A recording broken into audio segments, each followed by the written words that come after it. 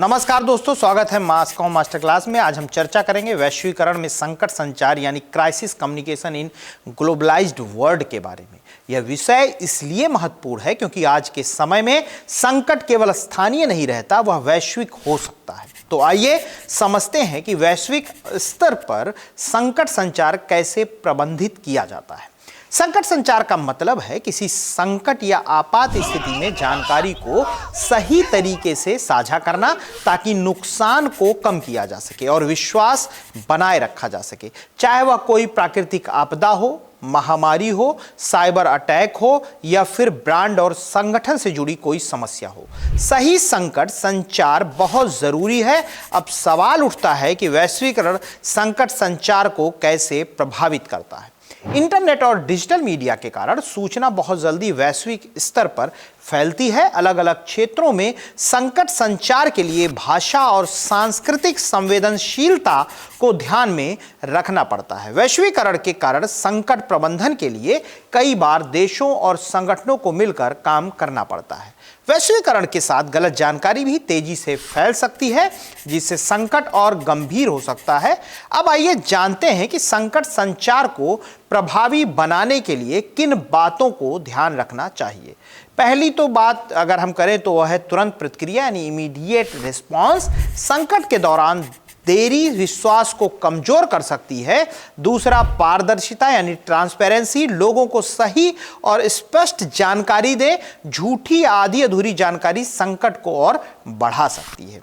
इसके आगे संदेश की सटीकता यानी मैसेज एक्यूरेसी। आपका संदेश सटीक और सही होना चाहिए ताकि लोगों को सही दिशा मिल सके। मल्टी प्लेटफॉर्म कम्युनिकेशन यानी मल्टी प्लेटफॉर्म कम्युनिकेशन। आज के दौर में एक ही समय पर सोशल मीडिया, न्यूज चैनल और अन्य माध्यमों पर सक्रिय रहना जरूरी है। सांस्कृतिक और भाषाई संवेदनशीलता, यह भी एक अच्छा बिंदु है, यानी संदेश को उस क्षेत्र की भाषा और संस्कृति के अनुसार ढाले जहां संकट हुआ है। आइए कुछ उदाहरणों के जरिए समझते हैं। जैसे कोविड-19 महामारी के दौरान WHO और विभिन्न सरकारों ने संकट संचार में प्रमुख भूमिका निभाई। हालांकि कई बार फेक न्यूज और गलत दिशा निर्देशों ने इस प्रक्रिया को कठिन बना दिया।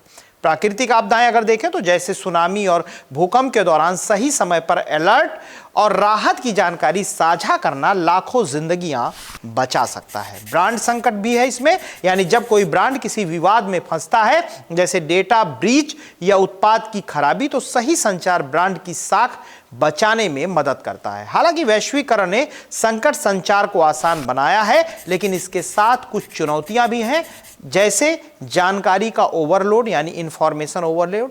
बहुत अधिक जानकारी होने से सही और गलत में फर्क करना मुश्किल हो जाता है। टेक्नोलॉजी पर निर्भरता यानी टेक्नोलॉजी की विफलता संकट को और बढ़ा सकती है।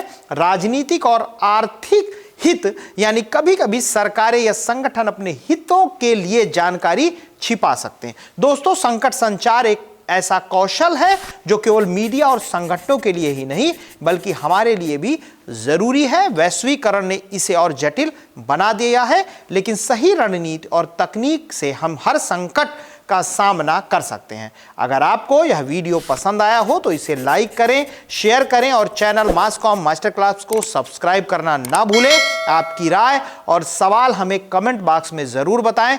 धन्यवाद। अगले वीडियो में फिर मिलेंगे एक नए विषय के साथ। This video channel, Masscom Masterclass, is a part of the Alvin Foundation initiative. All income generated from this YouTube channel is dedicated to supporting the education of underprivileged children.